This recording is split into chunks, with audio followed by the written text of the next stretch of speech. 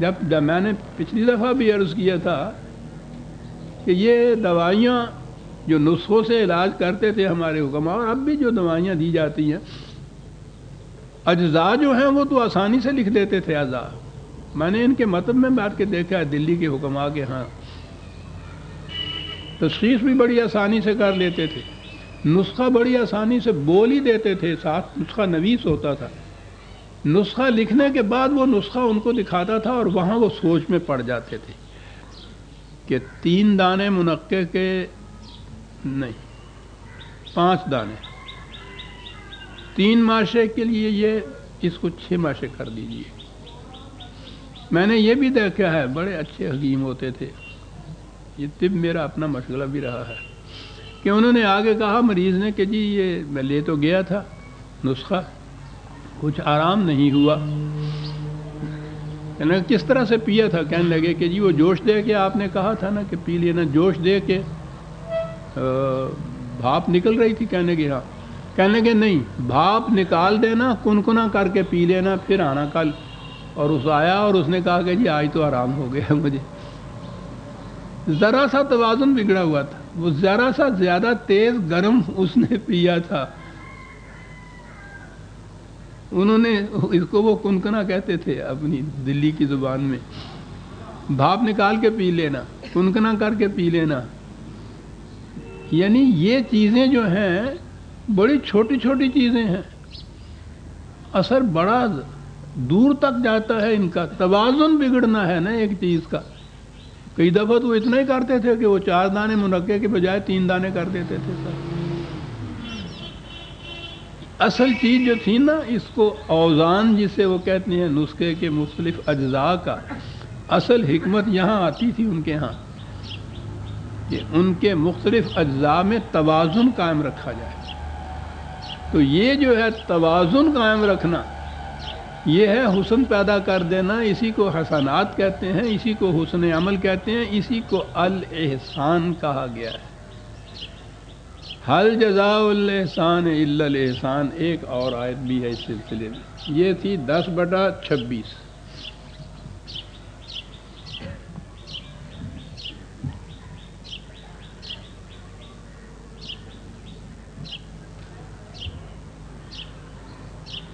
یہ خود قرآن کریم کے متعلق ہے، پوچھا گیا، بڑی عظیم آیت ہے. 16/30. وَقِيلَ لِلَّذِينَ اتَّقَوْا مَاذَا أَنزَلَ رَبُّكُمْ. یہ لوگ ان سے پوچھتے ہیں جماعت مومنین سے کہ خدا نے تمہاری طرف کیا نازل کیا ہے. سوال تو بہت بڑا ہے، اس کی جواب میں تو بڑی لمبی چوڑی تفصیل ہونی چاہیے. کہا قالوا خیر، جو کچھ اس نے نازل کیا ہے شر کے مقابلے میں خیر آتا ہے نا، وہ خیر ہی خیر ہے. کہا پھر بھی بات بتاؤ. کہنے لگے یہ کہ للذین احسنوا فی ہذہ الدنیا حسنۃ ولدار الآخرۃ خیر. اس نے ہمیں ایک ایسا نسخہ دیا ہے کہ اگر ہم اس کو استعمال کریں گے تو اس دنیا میں بھی ہمارا توازن برقرار رہے گا اور اگلی زندگی کے اندر بھی خیر ہوگا. کہا یہ ہے جو خدا نے نازل کیا ہے. یہ جواب دیا جاتا ہے. جواب سننے والے بھی اس دور کے سمجھتے تھے کہ بات یہ کیا کہہ گیا ہے. جواب دینے والے بھی جانتے تھے کہ خدا نے کیا نازل کیا ہے. کہنے کے نازل کیا خیر ہی خیر نازل کیا ہے سر.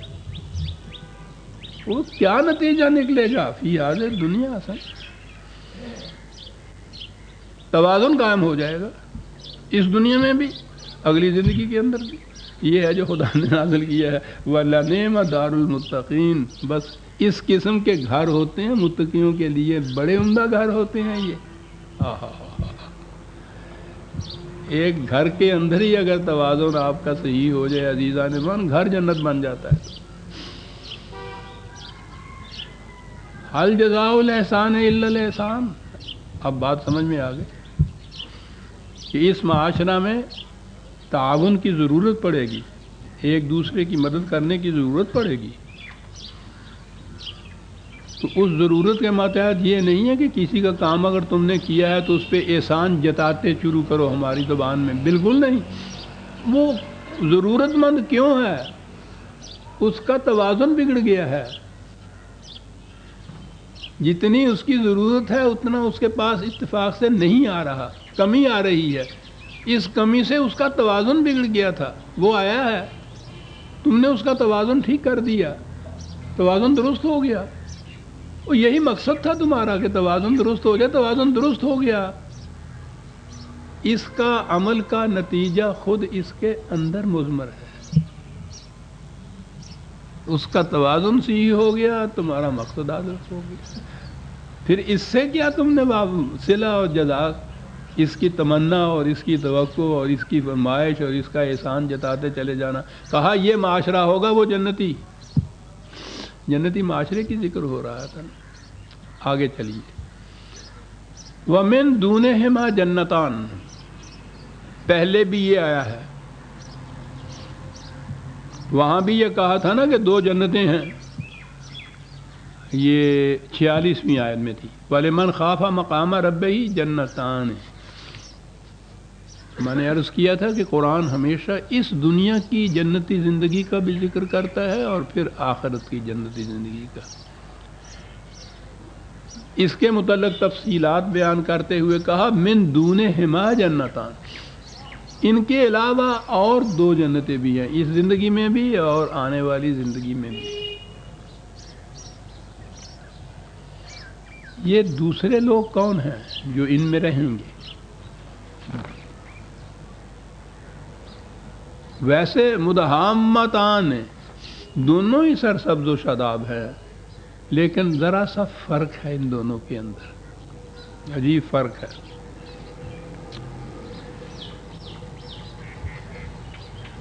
یہ اسلامی نظام یا جنتی زندگی کی تشکیل کا پروگرام جب شروع ہوگا اور تاریخ ہمیں بتاتی ہے نبی اکرم صلی اللہ علیہ وسلم نے جب شروع کیا تو ابتدائی دور میں جو لوگ اس کا ساتھ دیتے ہیں ان کے حصے میں مصیبتیں، مشقتیں، تکلیفات، صعوبات یہی آتی ہیں، مخالفت دنیا بھر کی، اور اس وقت ریٹرن کچھ نہیں ہوتا، ابھی ملتا کچھ نہیں ہے، وہ جو پہلی اپنی ذہنی جنت تھی وہ تو چھن چکی ہوتی ہے، حقیقی جنتی جس کے لیے محنت کر رہے ہیں وہ ابھی وجود میں آئی نہیں ہوتی۔ یہ جو پہلا دور ہوتا ہے یہ کوہ کنی کا دور ہوتا ہے، خارا شگافی کا دور ہوتا ہے، اس میں سے جوئے شیر تو آخر میں آ کے نکلتی ہے۔ یہ جو پہل کرنے والے ہوتے ہیں جن کے حصے میں مصائب و تکالیف ہی ہوتی ہیں، نظام ابھی قائم نہیں ہوا ہوتا، یہ السابقون الاولون کہلاتے ہیں۔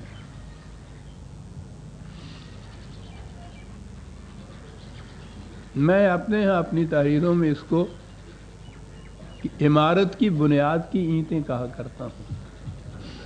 بنیاد کی اینٹیں کسی کو نظر ہی نہیں آتی، نہ ان کے دل میں کبھی یہ خواہش پیدا ہوتی ہے کہ ہم ذرا ابھر کے نمود کر کے کہیں کہ صاحب یہ ہمارے سر پہ ہے ساری عمارت کا بوجھ جو ہے، کبھی نہیں ان کے دل میں، کبھی آ جائے تو عمارت گر جائے۔ انہوں نے عمارت کا بوجھ اٹھایا ہوا ہوتا ہے اور خود کسی نمود کی خواہش تک ان کے دل میں نہیں ہوتی۔ بڑا بلند مقام ہے السابقون الاولون کا۔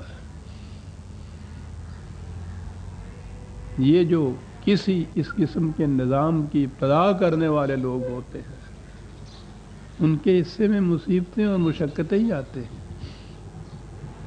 یہ تو ابتدائی دور ہے کسان کا کہ جو اس میں وہ ہل چلاتا ہے، پانی دیتا ہے، دھوپ میں وارتا ہے، ہو سکتا ہے کہ اس کی زندگی میں وہ فصل نہ پکے، فصل اس کے بعد والے جو ہیں وہ لے کے چلے جائے۔